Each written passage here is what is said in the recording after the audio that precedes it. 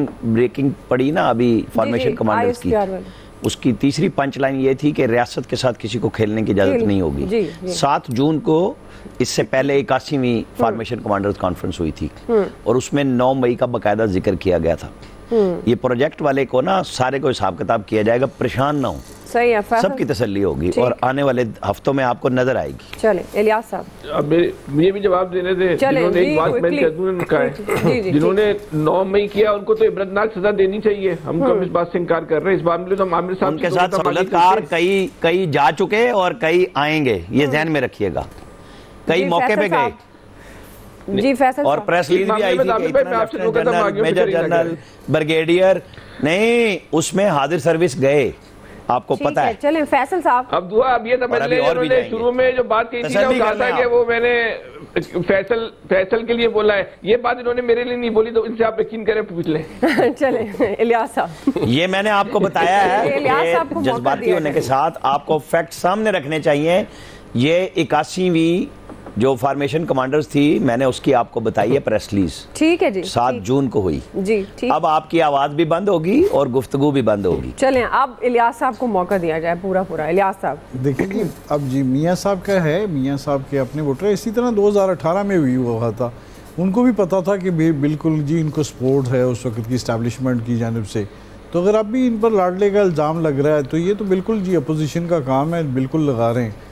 तो देखें इधर का वोटर जो है ना, वोटर जो पक्का है, जिसने वोट देना, और कुछ हवा के साथ आते हैं लोग कि वो माहौल देखते हैं और उस माहौल के मुताबिक ही वोट देने के लिए पहुंच जाते हैं।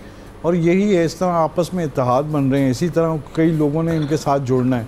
तो उसके बाद इलेक्शन में जो देखेंगे कि वोटर वोट देने के लिए निकलता है, वोट इनको देता है कि नहीं देता, ये उस वक्त पता चलेगा कि सूरत हाल क्या होती। क्योंकि इस वक्त वो जो इलेक्शन है वो पुरानी इलेक्शन की तरह नहीं है, इस दफ़ा आवाम फुल जागी हुई है और आवाम ने देख के इस दफ़ा वोट देना है, क्योंकि आवाम के साथ 4-5 सालों में बहुत कुछ हुआ है, उन्होंने सिक्के के दोनों रुख देखे हुए हैं। तो इस दफ़ा जो सूरत हाल है इनको भी पता है, सियासतदानों को, पार्टियों को, सियासी पार्टियों को, मियाँ साहब को भी पता है कि वो किस मकसद के लिए आए हैं और उन्होंने अपना टारगेट है वो अचीव करना है। ज़ाहिर है मियाँ साहब लंदन में बैठे तो बातें कुछ और करते थे, अब आके इनके जो है बिल्कुल बातें बयानियाँ वगैरह जो चेंज हुआ है, तो जाहिर है वो इस वक्त कामयाबी हासिल करने के लिए आए हैं और उनको पता है कि कामयाबी किस तरह हासिल करनी है। वो आज के सियासतदान नहीं, वो पुराने सियासतदान हैं और मंजे हुए, वो सियासत को समझ रहे हैं और वो इस वक्त चाह रहे हैं कि इस वक्त बिल्कुल जो है वो मैदान मारें।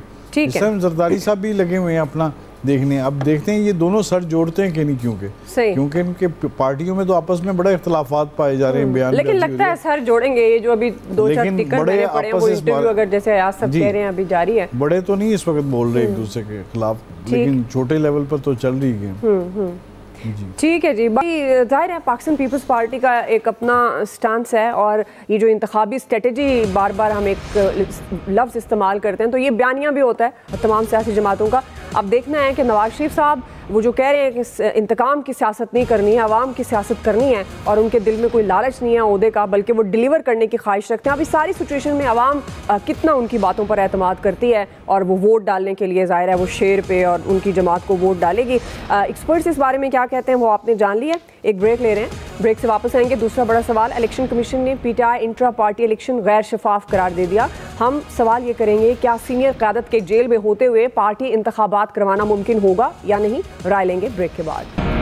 नाज़रीन, हर गुजरते दिन के साथ PTI की सियासी मुश्किलात बढ़ रही हैं। आज इलेक्शन कमीशन ने तहरीक इंसाफ के खिलाफ दायर इंट्रा पार्टी केस का फैसला सुना दिया। इलेक्शन कमीशन ने यह कहा अपने फैसले में कि PTI के इंट्रा पार्टी इंतखाबात मुतनाज़िर थे, वो पार्टी आइन के मुताबिक साफ शफाफ इलेक्शन कराने में नाकाम रही। 22 जून के पार्टी इंतखाबात को तस्लीम नहीं किया जा सकता।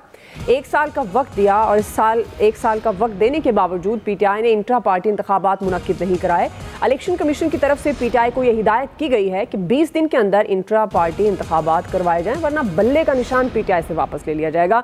फैसले पर रद्द-ए-अमल दिया तहरीक इंसाफ के वकील बैरिस्टर गोहर अली ने कहा कि इलेक्शन कमीशन के फैसले से बड़ा अफसोस हुआ, इससे इंसाफ के तकाजे पूरे नहीं हुए। उन्होंने इलेक्शन कमीशन के फैसले को चैलेंज करने का भी ऐलान किया।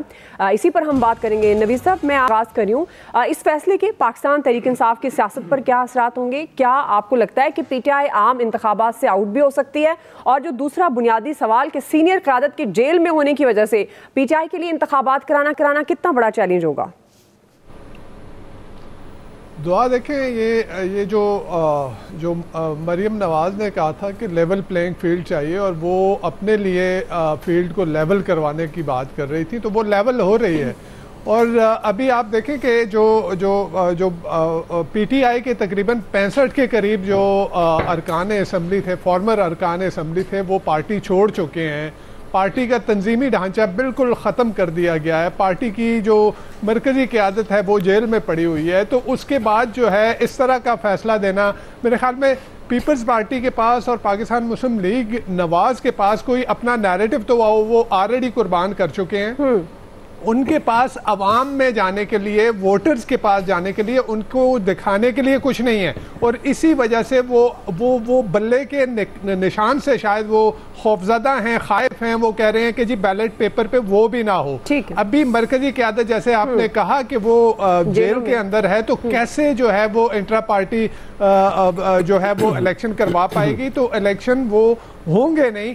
ये अपनी जो ये बेसिकली वही है कि पीटीआई को इलेक्शन से बाहर कर दें, क्योंकि इस वक्त आप देखें जो एक चीज जिसके ऊपर फोकस किया जा रहा है वो वोटर आपका यंग वोटर है। यंग वोटर के ऊपर फोकस किया जा रहा है। और कल जो है वो एप्सस का सर्वे आया है, उसमें देखें कि 10 में से 9 पाकिस्तानी ये समझ रहे हैं कि पाकिस्तान की मईशी समत जो है वो दुरुस्त नहीं है। आपका पॉइंट आ गया नवीद सर, और उनमें बड़ी तादाद जो है वो नौजवानों की है। बिल्कुल आपकी बात दुरुस्त है, वक्त कम है। आया साहब, आपकी तरफ, आपके ख्याल में पार्टी इंतखाबात करवाना मुमकिन है पीटीआई के लिए? सीनियर क़यादत जेल में है। लेकिन जैसे यहाँ हम इलेक्शन की बात करते हैं कि सिलेक्टेड लोग होते हैं, हमारे यहाँ इंसाफ भी सिलेक्टेड होता है। ये कौन सी पॉलिटिकल पार्टी है हमारे यहाँ जिसके बड़े शफाफ इंतखाबात होते हैं और कोई मतलब वो बड़ा सख्त मुकाबला हो रहा होता है कि जी वो उसके लिए कैंडिडेट के लिए, जी उस प्रेसिडेंटशिप के लिए, या कोई चेयरमैन होता है पार्टी का। इलेक्शन तो सारे ऐसे ही होते हैं। लेकिन बात ठीक है, क्योंकि ये ऐसा मौका है कि जब उनके पल्ले कुछ है ही नहीं, कहाँ से वो इलेक्शन कराएंगे, किस तरह से कराएंगे। लिहाजा उनको कहना चाहिए, पीटीआई वालों को पूछना चाहिए था इनसे, इलेक्शन कमीशन से, कि ताड़े लोग फिर इनकार ही समझिए। सही है, मतलब इनकार है। अब इनकार ही नजर आ रहा है ना, इसका तो और कोई मकसद मुझे नजर ही नहीं आ रहा। या तो बड़ी एग्जाम्पलरी इलेक्शंस होते हो ना पॉलिटिकल पार्टीज में, फिर हम कहें यार ये बिल्कुल ठीक फैसला दिया है इन्होंने, ये तो बड़ा गलत किया था इन इलेक्शन में। यहाँ इसी तरह होता है, खड़ा किया जाता है कि जी ये आज का हमारा प्रेसिडेंट, वो कहते हैं जी बस कबूल है जी। आमिर साहब, बात सिंपल सी है। जिस क़यादत ने और जिसकी वजह से आपको 2 ब्रेकिंग बीपर भी करने पड़े, जी पाकिस्तान की स्टेट पे हमला किया, खुद नफ्सियाती दबाव का शिकार है, पाकिस्तान के अंदर शिकस्त और रीख पैदा करने की कोशिश की, साजिश की। उनको पब्लिकली माफ़ी के बगैर कोई माफ़ी मिलनी नहीं, ये मैं हर रोज़ कहता हूँ। ये बात आप जहन में रख लें। उनका वोटर भी मुतनफ़र है, आप अफसोस करा लें या अफसोस करा लें, नौजवान ले आएँ या लड़कपन में से उठा के वोटर ले आएँ, वोटर को ले जाना पड़ेगा। उसके लिए क़यादत को अहलियत साबित करनी होगी। पहली बात कि आपको पाकिस्तान के अंदर रहना है तो पाकिस्तानी स्टेट के अंदर सियासत करनी है ना,